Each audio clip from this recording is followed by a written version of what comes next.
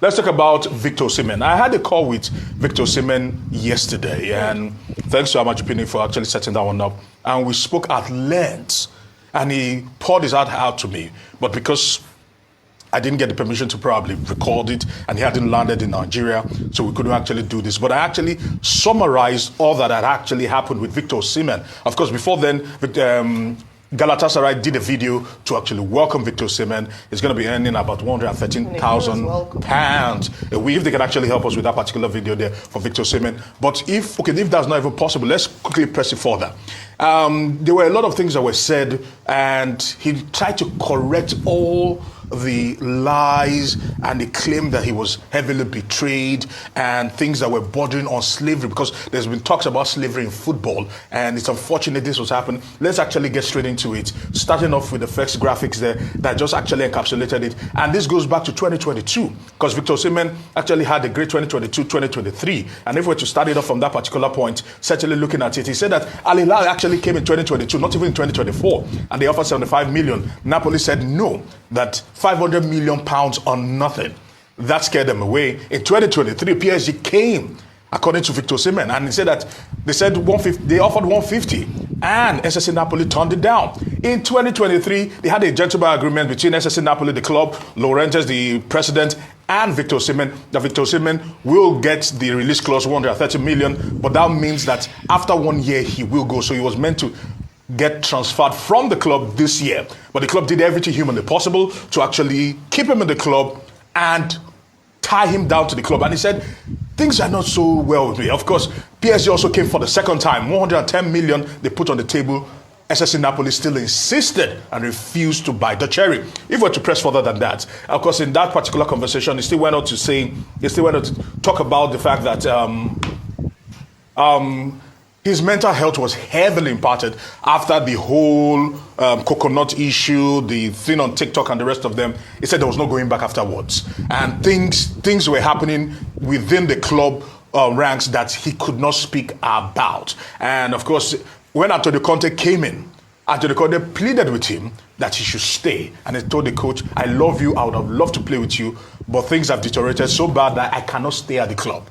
But the club went on to put out the statement that Antonio Conte did not want Victor Osimhen in the club. Of course, Antonio Conte yesterday night released a statement to that particular effect, just trying everything humanly possible to probably suppress Victor Osimhen. Of course, his defiance and refusal to play for Napoli and sign a new contract meant that he was frozen out of the squad. And he also claimed that Chelsea came in, and Chelsea and the owners that are hedge fund mavericks, so to speak, tried to swoop in and act like sharks like they do in the US, and just the typical hedge fund thinking, and they were trying to capitalize on this. They were already bidding for Victor Osimhen, talking with SSC Napoli, without talking to Victor Osimhen, as far back as the 1st of August, according to Victor Osimhen, if we were to press it further. And they were trying to do so much with Victor Osimhen without even including him. Then Victor Osimhen had the PIF come back again with Al Ahly this time around, saying that they were going to buy Victor Osimhen for an agreed fee, and they were going to pay him £30 million per annum. Personal terms were agreed for his daughter to get a school there, get a mansion, and every other thing in between. And SSC Napoli on the 29th found a way to scuttle that particular deal by moving the goalpost and insisting they wanted more and more. And they said they wanted 5 million more. Victor Osimhen called the club and called Al Ahly and said, no problem, if they want 5 million, I will give them from my 30 million to just make this move happen. And Napoli said no, they wanted a sell-on clause, they wanted more bonuses, they wanted this, they wanted that, and they ended up scuttling that particular deal. Of course, Al Ahly went on to buy Ivan Toney, and that was unfortunate. Then Chelsea, trying to become predators here, found out that Victor Osimhen might become desperate, and they decided that they were going to do something very, very funny. They offered him about 130 million. 30 minutes after that particular deal with Al Ahly went off, they offered him £130,000 a week gross. And Osimhen said no, that 43% goes to the British government. 20% goes to the NHIS, I beg your pardon, which is compulsory, and you still take £20,000 of that 130 for image rights.